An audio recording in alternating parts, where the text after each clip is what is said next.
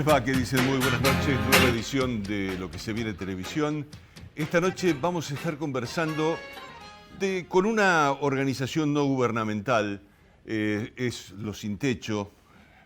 A ver, hemos hablado varias veces con distintos representantes de la organización y de alguna manera yo creo que la idea general instalada en la sociedad está vinculada a que los Sin Techo resuelven el problema de la vivienda. Pero hoy vamos a estar hablando de otro tema, del vínculo de los Sin Techo con el tema educativo, con la cuestión educativa, en aquellos sectores marginados de la sociedad. Y me parece que desde allí nos podemos plantear respecto de qué es lo que debe ser el rol, el papel de las organizaciones no gubernamentales en una situación como la que vive hoy la Argentina, una situación de injusticia social, de diferencias cada vez más marcadas. El rol de las organizaciones sociales es un rol muy importante, muy trascendente, para que el Estado, que por ahí no llega a todos los niveles, pueda tener el contacto con aquellos que no tienen nada. Ese es el tema, la cuestión que vamos a estar abordando esta noche en nuestra edición.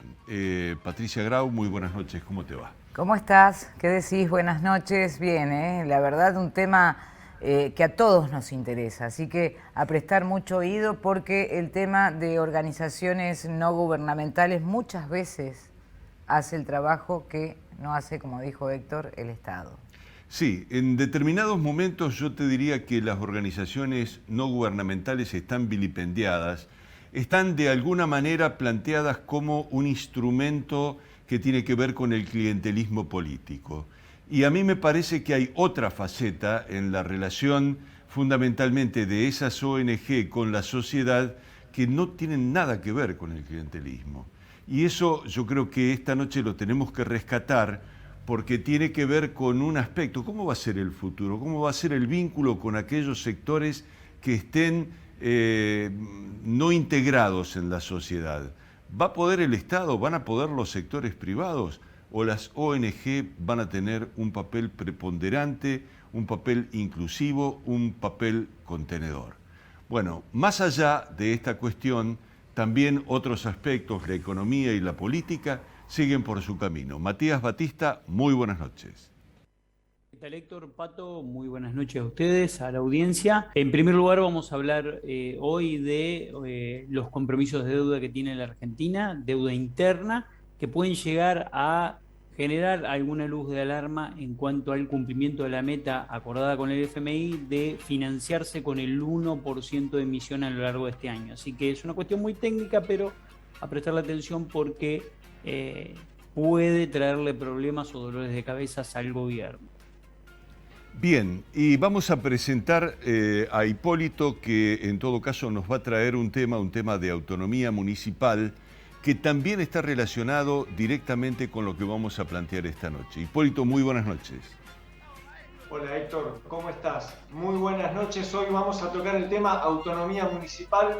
Es uno de los temas políticos que ha instalado el gobierno de la provincia en estos últimos meses. Ha organizado un comité de expertos con el cual está discutiendo el tema. Nosotros vamos a escuchar las voces hoy de los concejales, que son, creo, la palabra que no se ha escuchado hasta el momento sobre este tema. Bien, y decíamos, esto está relacionado, ¿por qué? Porque en la medida en que el municipio tenga los recursos, va a estar más cerca de los problemas. El Estado va a estar más cerca de los problemas. Si nosotros tenemos un Estado centralizado, como lo tenemos fundamentalmente en la capital federal, los problemas sociales de la ciudad de Santa Fe a los funcionarios que están en Buenos Aires no les interesa demasiado. Me parece que desde ese punto de vista, esta discusión, la discusión de la autonomía municipal, también tiene una enorme importancia al momento de considerar el rol de las ONG. Segundo anticipo de Matías Batista. El segundo tema del cual vamos a hablar hoy tiene que ver con los aumentos que se vienen a partir de este mes de mayo y que seguramente van a impactar en el índice de precios del mes de mayo, de junio y de julio. Así que vamos a estar hablando de este conjunto de aumentos que se vienen a partir de este mes y que no son menores.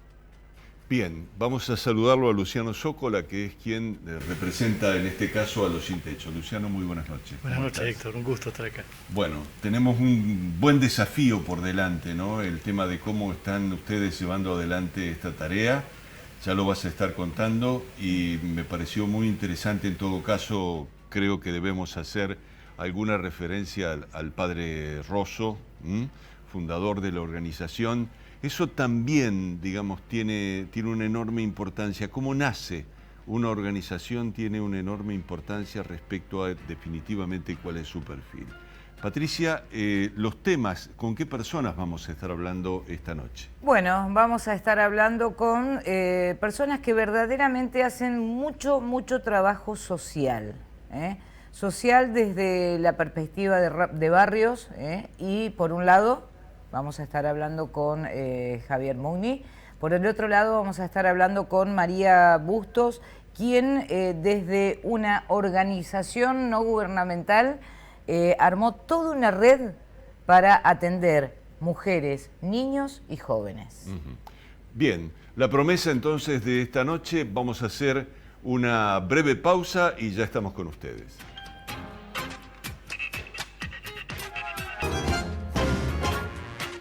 Bien, y relacionando en todo caso el nombre de nuestro programa, lo que se viene con el tema de las innovaciones tecnológicas, presentamos este micro en estas condiciones. Sancor Seguros, estamos. El Parque Tecnológico Litoral Centro participa del 41% de las exportaciones de la ciudad de Santa Fe. Los datos surgen de un informe de la Agencia de Cooperación, Inversión y Comercio Exterior de la ciudad.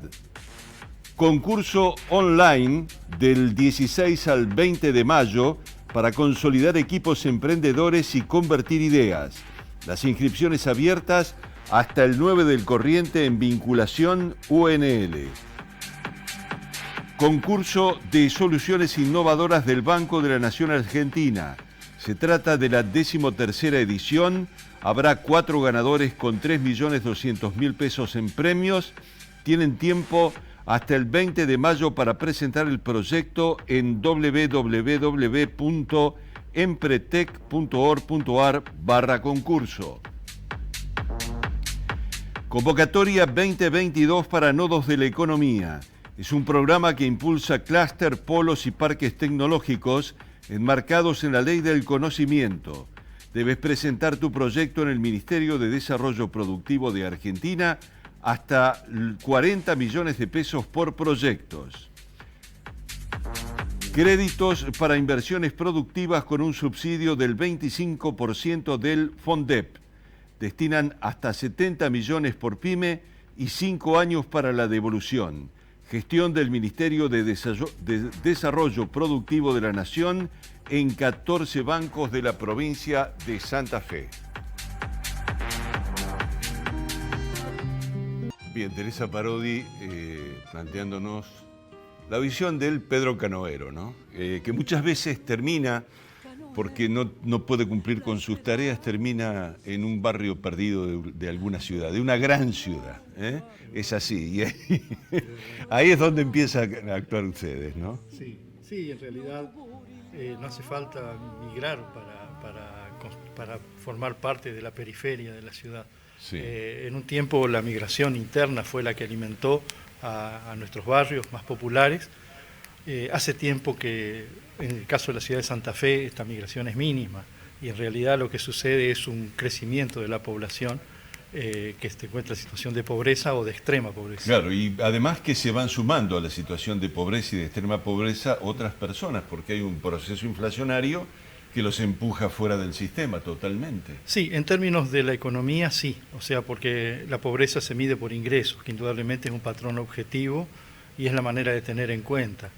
Pero además de la pobreza existe lo que es la exclusión social, que vos lo mencionaste al padre Rosso, él con claridad decía, es verdad que el parámetro económico sirve para determinar por un lado la pobreza y por el otro lado la indigencia, y eso nos tenemos que tomar de eso, tenemos el INDEC que mide eso y es la palabra oficial. Pero la exclusión es mucho más que la pobreza, porque la exclusión es una limitación para poder acceder a cualquier beneficio de este tiempo.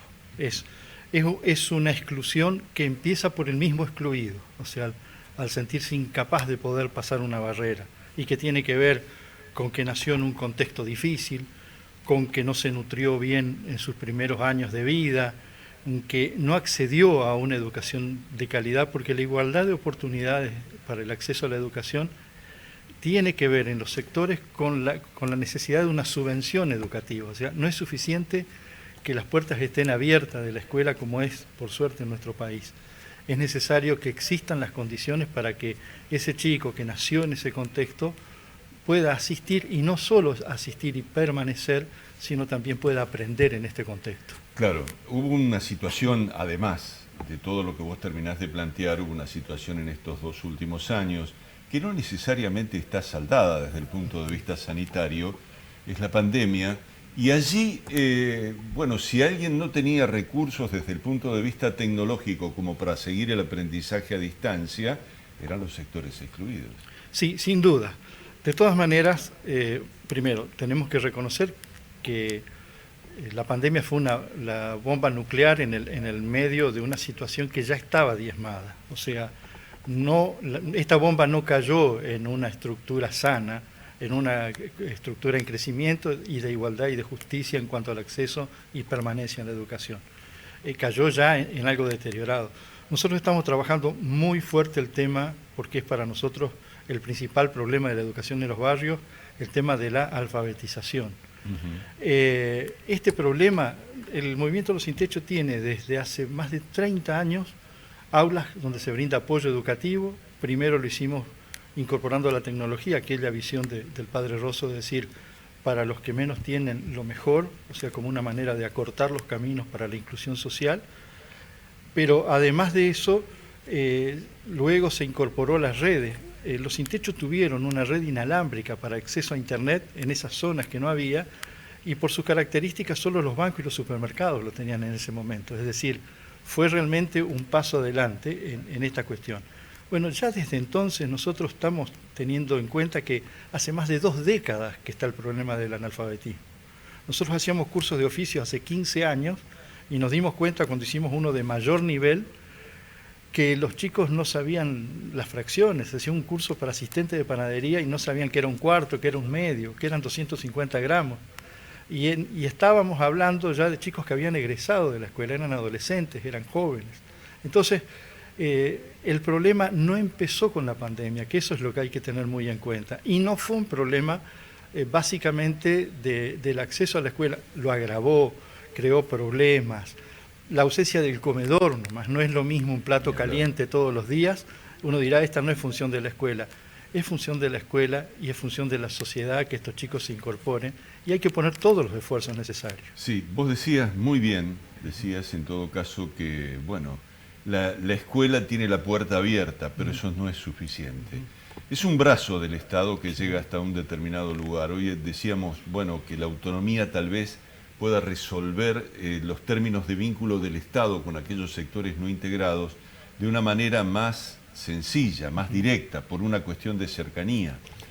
Y es un debate, yo diría un debate central, la cuestión de la autonomía. Es un debate de fondo, realmente un debate de fondo para resolver sobre todo ese crecimiento que se nota de la injusticia y de las diferencias entre los que tienen algo y los que no tienen nada. Sí, Héctor, lo que vos decís es verdad. Bueno, vos mostrás un camino institucional para eso. Nosotros lo que podemos decir, porque tenemos elementos para demostrarlo, es que la escuela no alcanza. Y cuando digo esto, no es una crítica despiadada a la escuela. Conocemos el compromiso de directivos, de docentes, que trabajan en contextos difíciles, que se enferman por los contextos donde viven. O sea, es un tema objetivo, ese tema de las licencias y todo eso. Hay personas y personas, pero uno ve que el núcleo fuerte de los docentes está comprometido con la educación, pero no alcanza. Y no alcanza en los barrios y no alcanza en otros sectores de la sociedad como al que pertenecemos nosotros, con una gran diferencia. Nosotros, nuestros hijos, nuestros nietos van a tener otras alternativas, porque si la escuela no alcanza, habrá una mamá o un papá que va a ser el que va a aportar lo que le falta, o habrá una maestra particular que se podrá pagar. Entonces, esto En principio este es el primer punto que nosotros atendemos cuando hablamos de apoyo educativo. La escuela que no alcanza, el Movimiento Los Sin Techo coloca un aula digital, le decimos digital porque tiene computadoras, conectividad y acceso a tablets, ¿cierto? Entonces, un aula donde una tutora comunitaria, que su tutoría empieza muchas veces en la puerta del domicilio, primero porque se va a buscar para inscribirlo, pero cuando un chico falta un par de veces, esa tutora va a ver qué es lo que le pasó. Tiene un grupo de WhatsApp con la mamá, si la mamá no tiene celular, bueno, tienen un contacto, entonces arranca en ese lugar la tutoría y continúa con el trabajo que se hace en la misma aula, ¿no es cierto?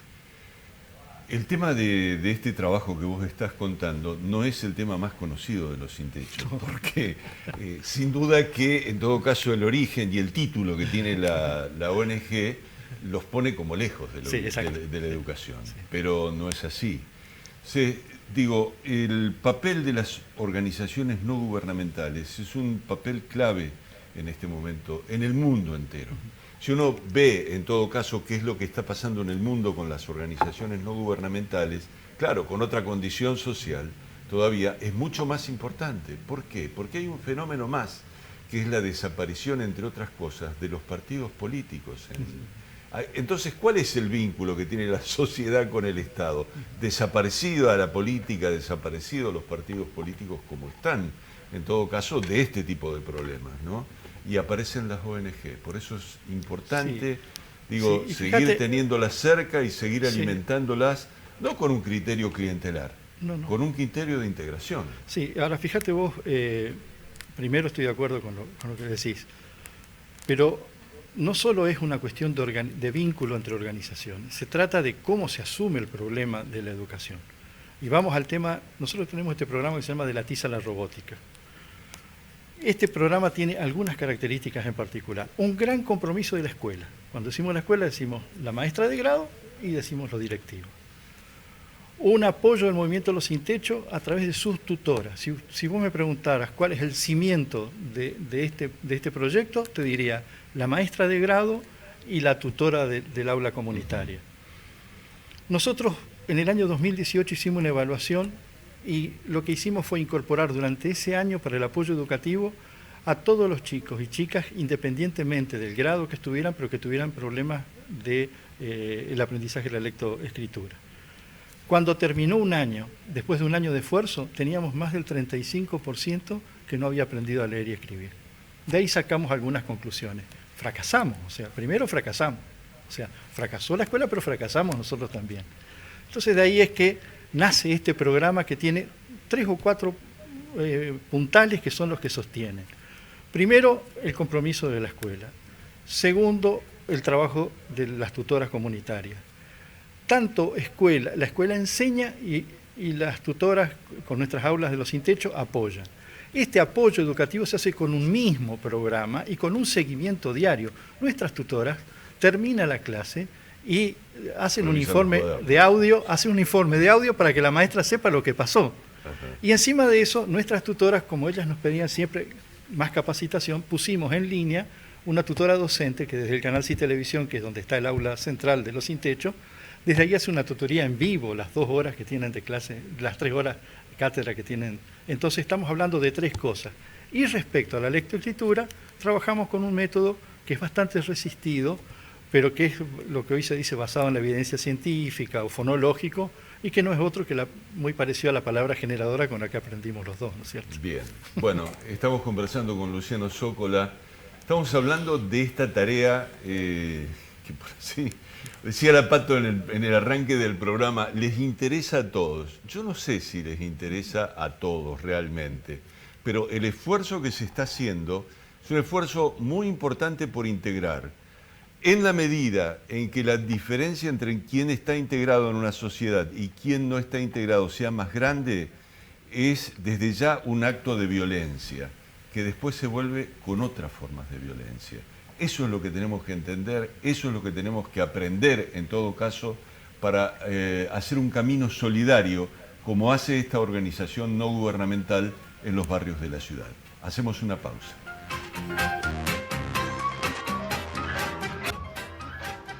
Bien, vamos a darle paso al primer informe que va a hacer Hipólito Ruiz relacionado con lo que pasa con, bueno, con esta cuestión de la autonomía, ¿no? Junto con el presidente del Consejo Municipal de Santa Fe. Bueno, Héctor, inauguramos la ronda de concejales. Empezamos con el presidente del Consejo de la Municipalidad de Santa Fe, Leandro González, hablando sobre autonomía municipal.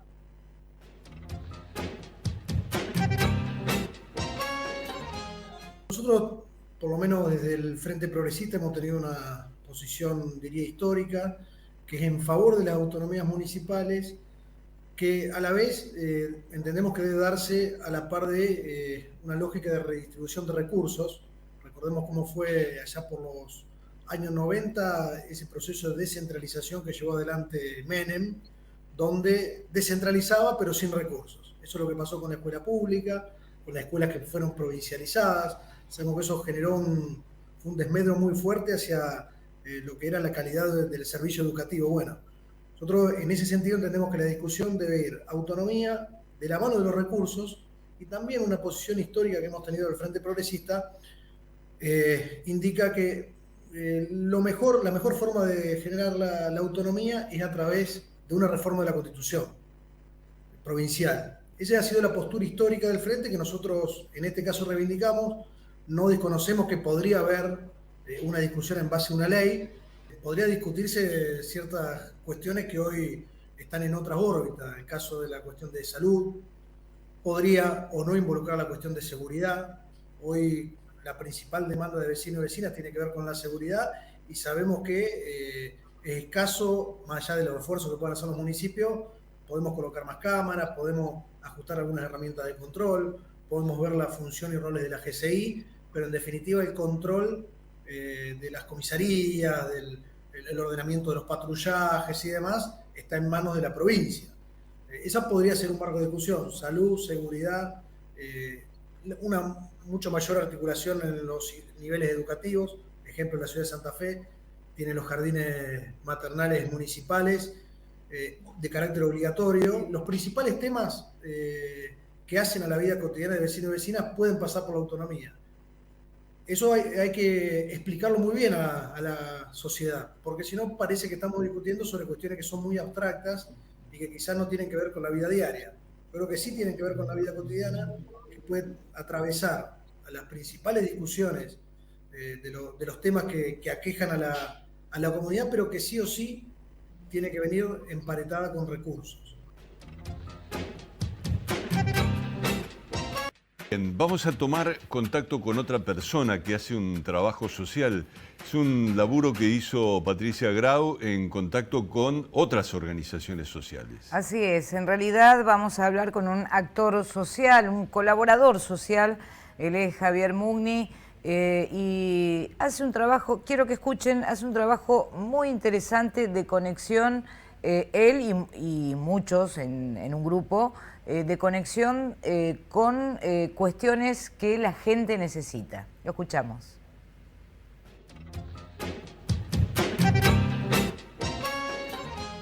Soy un trabajador social, ¿no es cierto?, que asiste, ayuda y colabora en comedores, merenderos, instituciones vecinales en la ciudad de Santa Fe y alrededores. Siempre, por lo general, los lugares que nosotros ayudamos funcionan a pulmón. Entonces la pandemia, como que al cerrar los almacenes, los negocios privados, supermercados que nos daban una mano grande, bueno, se complicó mucho y tuvimos que cerrar varios de los lugares. Ahora estamos retomando en casi todos los lugares, ¿no es cierto? Pero es bastante difícil cuando se hacen las cosas a pulmón. Ya la gente no ayuda como antes y bueno, el Estado está presente a media, ¿no es cierto? Lo manejamos por ahí con notas, pedidos al Ministerio, a la Municipalidad. Es muy difícil gestionar cuando no tenés los papeles constituidos de una institución. Como te dije, son todos lugares de barrios, que es bastante difícil hacer una asociación civil, sostenerla por el gasto que implica, obviamente. Pero bueno, nada, lo llevamos adelante como vamos pudiendo y siempre con la colaboración de gente que está presente dando una mano. Y el Estado como puede o como quiere, sinceramente, ¿no es cierto? Nosotros, obviamente, que la demanda es cada vez mayor. En los que nosotros ayudamos, colaboramos, y en los que estamos en contacto, que también hay muchos que depende ya del Estado, porque son instituciones conformadas y mes a mes se le va incrementando mucho el caudal de gente, ¿no es cierto?, en distintos barrios. Estamos hablando de Barrio Cabal, Sargento Cabral, Santa Rosa, Yapeyú, San Agustín, El Pozo, Alto Verde, Colastiné, Santa Marta.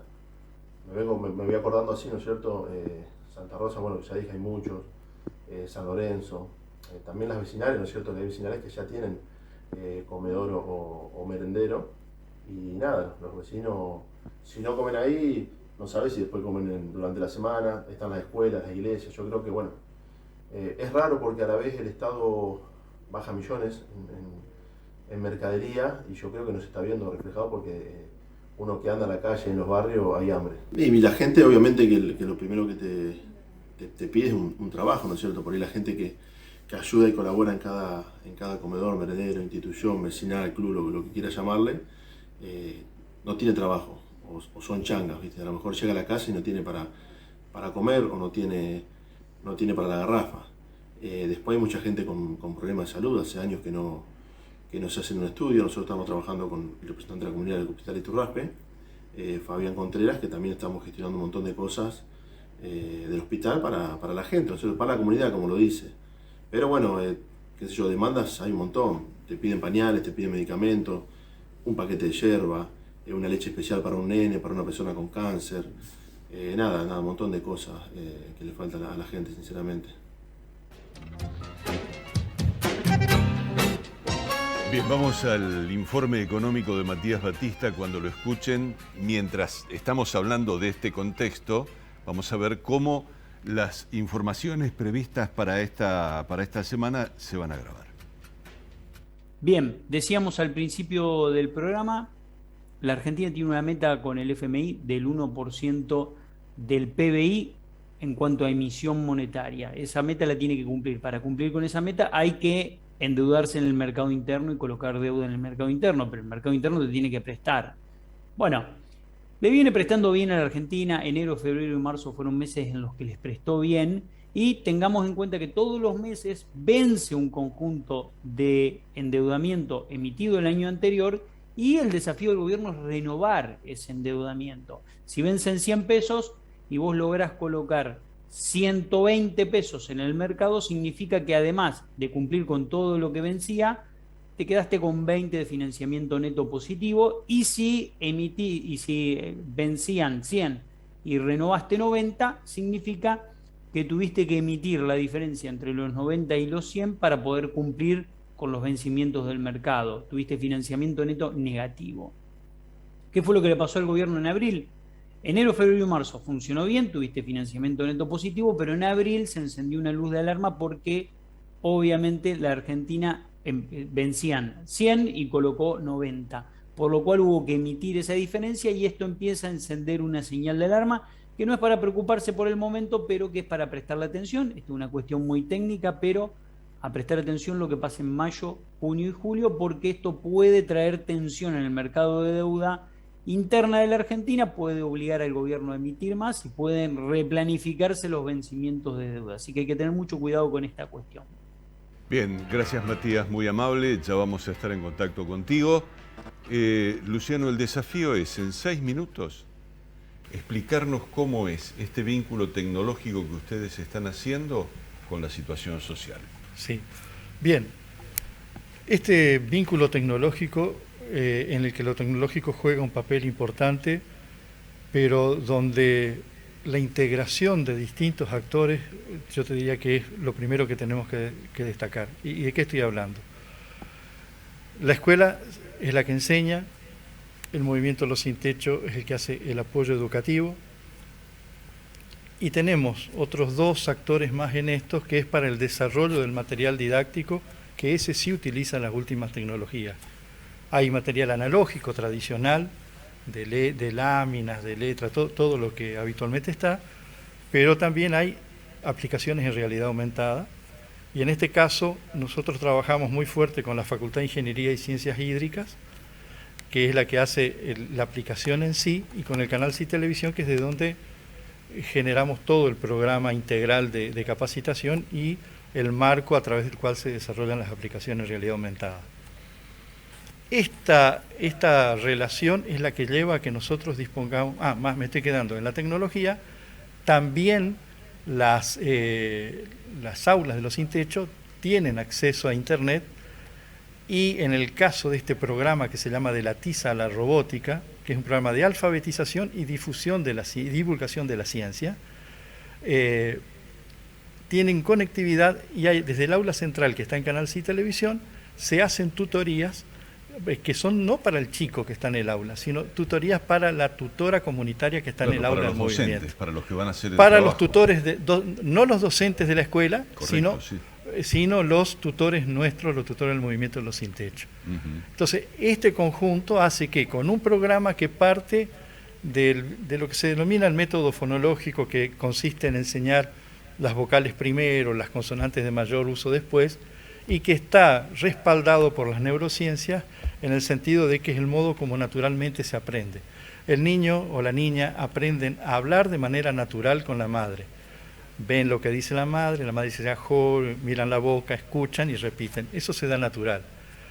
Este método toma esto que es natural de base para incorporarle el código que es la lectoescritura. De esta forma hay un aprendizaje crítico. Vos sabés que, escuchándote, y en todo caso habiendo analizado con otras personas que han pasado por acá por el programa, yo siempre digo que Argentina está llegando prácticamente a una etapa en donde necesitamos un nuevo Sarmiento. Necesitamos a alguien que planifique a nivel nacional la nueva tecnología y la nueva forma de incluir, de terminar con ese analfabetismo que es el del que vos estás hablando, y sobre otra cuestión de analfabetismo que tiene que ver con la evolución tecnológica que se viene, que va a dejar más gente afuera. Exacto. Entonces, este es un problema con una dimensión sobre la cual yo creo que mucha gente que está tomando decisiones no tiene conciencia. Bueno, quiero decirte algo respecto a esto, Héctor. Primero, que es verdad esto de la tecnología. Nosotros estamos trabajando con dos personas muy valiosas, que son el doctor Osvaldo Panzadoliani, que es un investigador, médico, docente e investigador, que nos demuestra los principios en los que se basa esta cuestión, que después viene el tema pedagógico, y Daniel Prieto Castillo, que es un comunicador prestigioso a nivel latinoamericano, nos da una mano en el otro lado, y él dice lo siguiente: no hay posibilidad de trabajar y hacer un cambio en la educación si no es recurriendo nuevamente a la sencillez y a la claridad. La claridad y la sencillez, porque a veces en la pedagogía nos hemos enredado con una cantidad de objetivos y de formaciones que son honestas, que son auténticas, pero bueno, un retorno a esto. Entonces, no existe tampoco alfabetización digital si no hay la alfabetización de aprender el manejo de la lengua, ¿no es cierto? Sí, Tonucci, uno de los tantos, el italiano, uno de los tantos pedagogos realmente destacados a nivel internacional, planteaba, hace no muchos años acá en la provincia de Santa Fe, yo te diría 2007, 2008 aproximadamente, que había que devolverle la palabra a los niños. Que ese era, digamos, el principio elemental a partir del cual el aprendizaje podía llegar a tener un interés con quienes estaba destinado. Claro. Porque si no se los escucha a los niños, se les enseñan cosas que no les interesan. Dos cosas respecto a eso. La primera de ellas, que hay que situarse en el contexto de los niños. Nosotros tenemos palabras con las que se trabajan, que cómo las establecimos. Hicimos hablar a los chicos de los 12 barrios y tomamos esas palabras. O sea, forma parte de su contexto cultural. Pero a los niños, ojo, hay que enseñarles.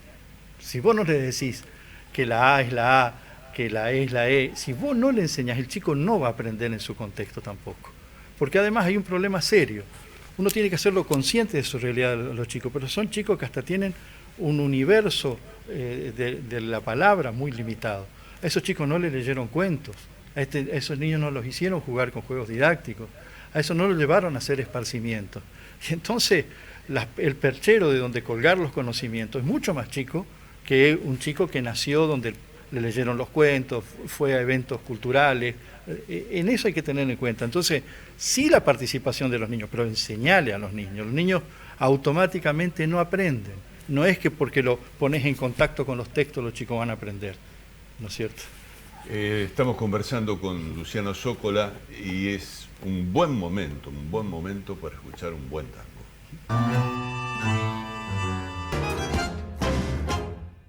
Bien, y vamos con el segundo informe de Matías Batista. Por favor, Matías.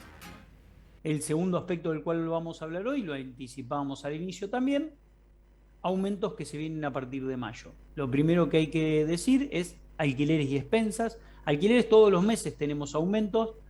A partir de este mes de mayo, tomando el índice de inflación de los últimos 12 meses, 53.9 sería el aumento que van a recibir todas las personas cuyo contrato de alquiler vence a partir del mes de abril o tienen renovación de la cláusula gatillo a partir del mes de abril.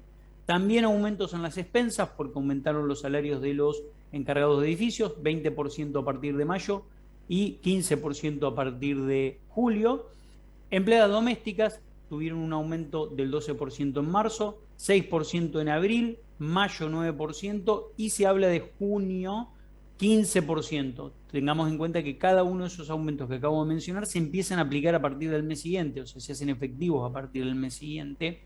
Así que el que corresponde al mes de abril se paga a partir de este mes de mayo, el de mayo se paga a partir de junio y así sucesivamente. Precio del GNC, un aumento del 15.5%, 65 pesos el metro cúbico en el interior del país, el precio del GNC. Esto es muy importante porque va a tener un coletazo en lo que tiene que ver con aumentos de segunda ronda, porque gran parte de la distribución y logística intraprovincias se hace con la utilización de este combustible mediante la utilización de GNC.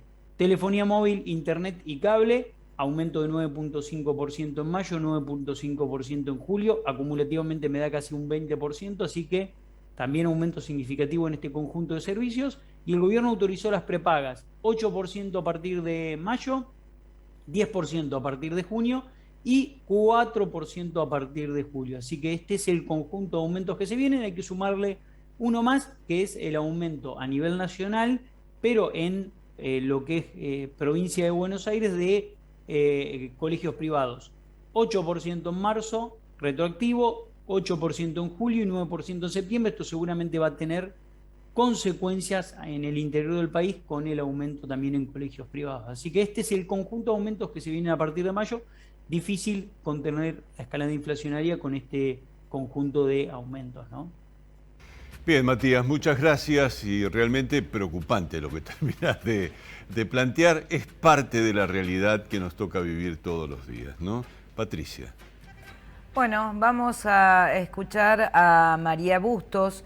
Yo decía, ¿no?, que ella trabaja con mujeres, pero trabaja con mujeres que salva, no me gusta decir rescata, pero salva de distintas situaciones personales, ¿no? Y a partir de eso toma la iniciativa, les da trabajo y pueden así trabajar con niños y jóvenes a través de la cultura.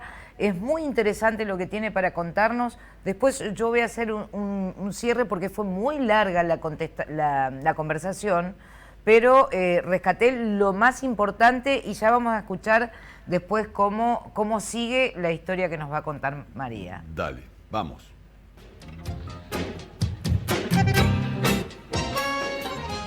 Mi trabajo social lo desarrollo desde el año 2002 como representante de una organización nacional que se llama Federación Tierra y Vivienda. Desde el 2007 hicimos con un grupo de compañeros y compañeras una asociación civil que se llama Nuestra Tierra, y hacemos trabajo social. Yo soy la presidenta.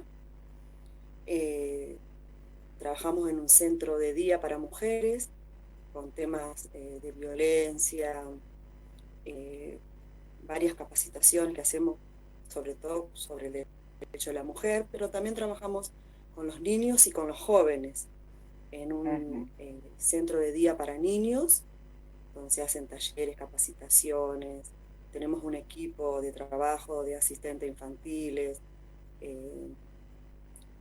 o sea, todo un equipo que trabaja con los niños en contraturno con el estudio que hacen los niños a la escuela y todo eso.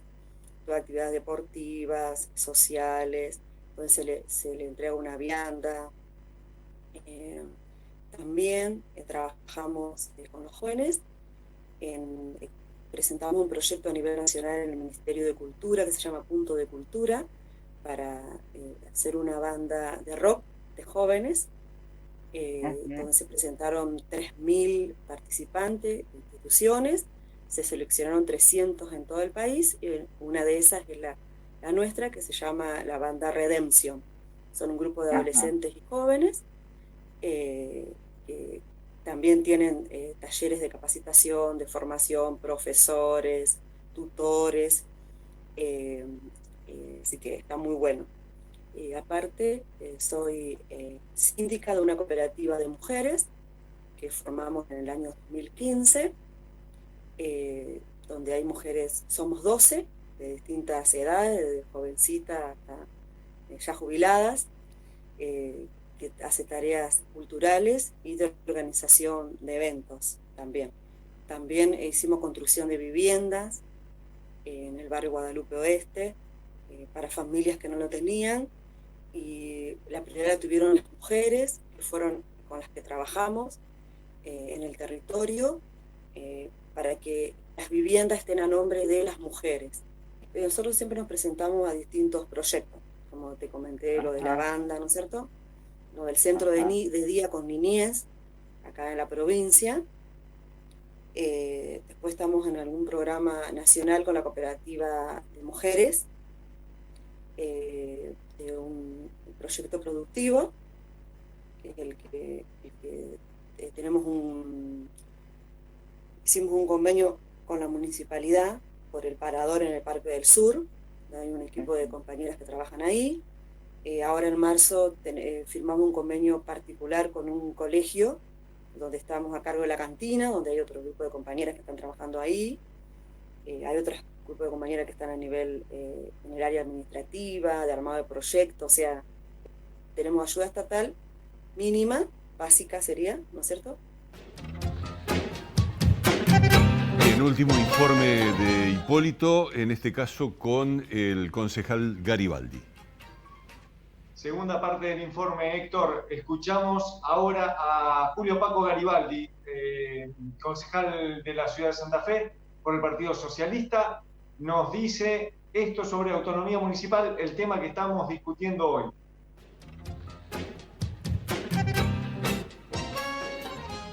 Nosotros entendemos que la mejor instancia, el mejor ámbito donde esta discusión es con una reforma de la Constitución provincial que permita incluir la autonomía en todos sus aspectos, pero también otros temas que regulan nuestra vida en sociedad, y ahí no va a haber ninguna duda y el alcance va a ser pleno, y de esa manera vamos a poder avanzar como queremos avanzar, con muchas modificaciones que tiene nuestro sistema hoy jurídico, constitucional en Santa Fe, y que es necesario adecuar.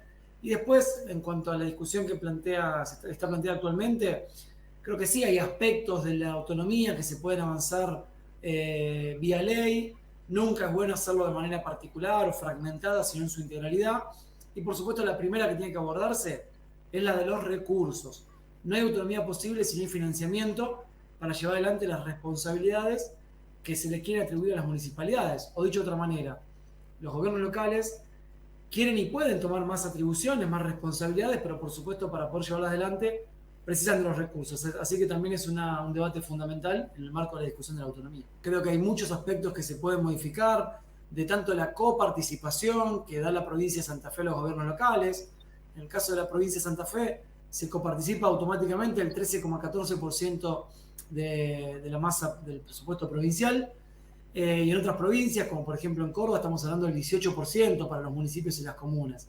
Quiero decir que no es una fórmula que está en todo el país de manera igualitaria, sino que depende de cada provincia. Ahí hay un aspecto a ver, o tributos puntuales que actualmente no se coparticipan, poder coparticiparlos, o hacerlo por un monto mayor, o si se trasladan competencias de la órbita provincial a la órbita local, que eso sea acompañado de la transferencia de los recursos para poder dar respuesta a esas responsabilidades.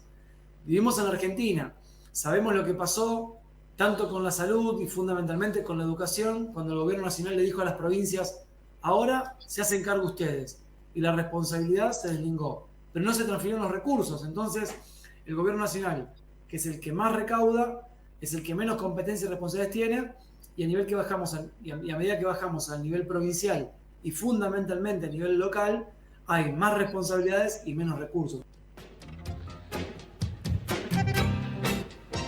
Bien, Patricia, 30 segundos para una conclusión. Bueno, un poco decir palabras de Luciano, que habló de integración, un poco de Javier Mugni, que dijo la gente viene a pedir trabajo primero, y terminar con unas palabras que me dijo María. Dice, no es que la gente no quiere trabajar, lo importante es tener iniciativa y no bajar los brazos. Luciano. Bueno, me parece que para concluir, decir que este es un camino para solucionar el problema más grave de la educación de las niñas y niños de los barrios, que hemos evaluado puntualmente en el segundo semestre del año pasado la primera etapa, y los resultados son muy alentadores, evaluaciones objetivas. La integración de la que estamos hablando, en la que está escuela, Movimiento Los Sin Techo, Facultad de Ciencias Hídricas, Canal Sí Televisión, y finalmente también que esto se financió en parte con un aporte del gobierno provincial, que es importante también destacar. Bien, bueno, gracias por venir, Luciano. Bien. Nosotros nos vamos a encontrar la semana que viene, no hay tiempo para más nada. Gracias a todo el cuerpo técnico del canal.